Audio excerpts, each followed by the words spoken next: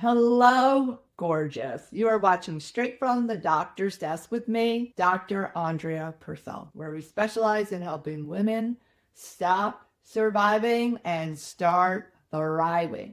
This is so you can get back to the health and the life that you love. Today, we are talking about bone health. You know the old saying, if it ain't broke, well, we don't need to fix it. Well, that doesn't work so well when it comes to our bones, because osteoporosis is a silent disease. And if you're in menopause or getting close to menopause, every single woman then becomes at risk for osteoporosis or bone loss. And if you tend to be slender or petite going into menopause, the risks of developing osteoporosis are even greater.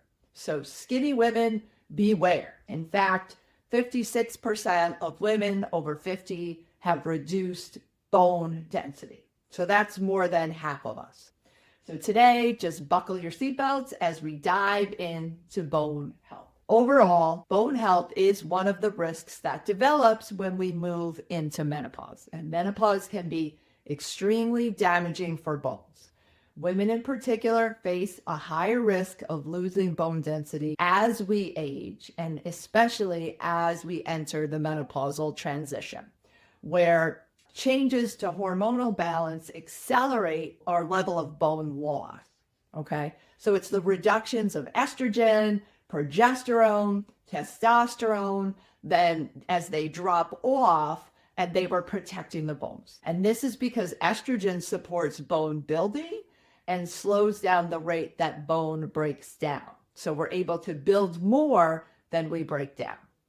And so for women, as we age, there's a twofold increase in fracture risk for every decade of life after age 50. So we don't know what we have until it's gone. So what really is osteoporosis? Well, we talked about it being a silent disease that affects the integrity of our bone structure. And the term osteoporosis means porous bone. So when viewed under a microscope, healthy bone is a tightly formed honeycomb. When osteoporosis occurs, that honeycomb begins to lose density and the holes widen. When this happens, it indicates a loss of density of the bones. The bones just aren't as dense as they were, and that makes them more fragile and susceptible to injury and fracture. And truthfully, hip fracture statistics are frightening.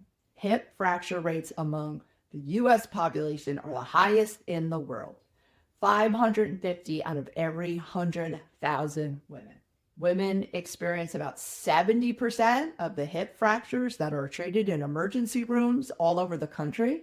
1 in 4 women who fracture a hip will die within a year, which is a terrible statistic. In menopause, women tend to lose 1.5% of our bone density each year. And we lose the greatest amount of bone in the first 5 years of entering menopause. So it can be helpful in your mind to think of bone in 3 stages. We're losing bone, we're maintaining bone, or we're building bone. And the approved scan is called the DEXA scan for bone density. It is recommended for women starting at age 65. This is way too late, in my opinion, because the majority of bone loss takes place between the ages of 50 and 65. So I do recommend early screening for osteoporosis starting at age 50. You can just have a baseline for yourself so that you can make decisions on treatments, preventative approaches that can keep your bones strong and fracture free. Because it's super important to know what your numbers are so that you can focus on not losing and definitely maintaining. And if you need to build back, you have the opportunity to do so.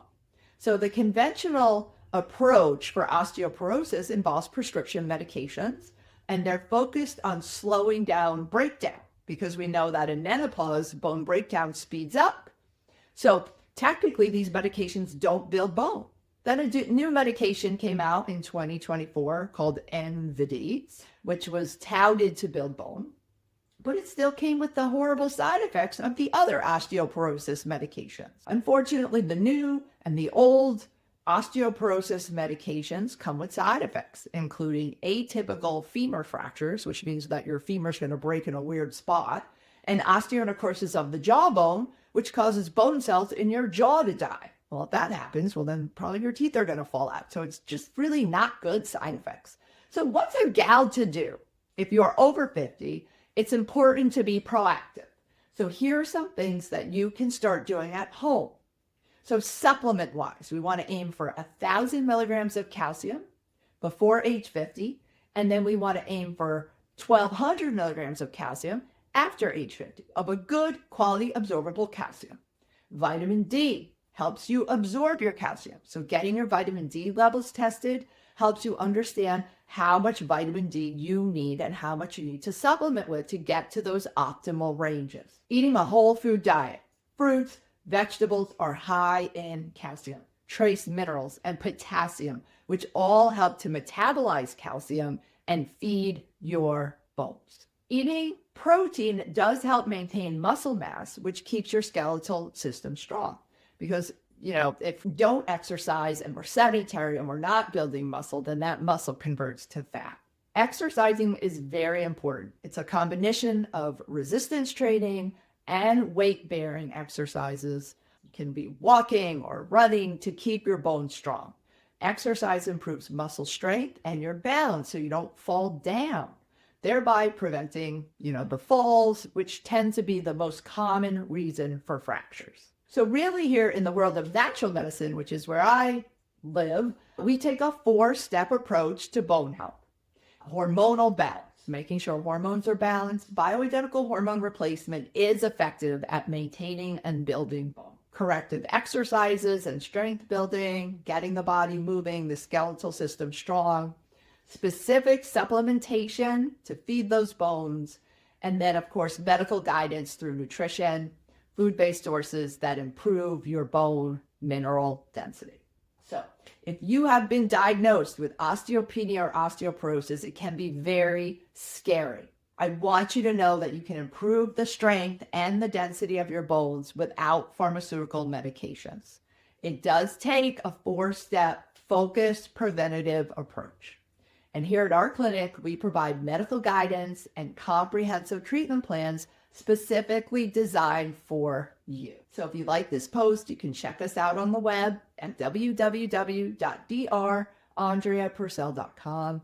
Thank you so much for joining me today, and stop by for another segment of Straight from the Doctor's Desk. I am wishing you well.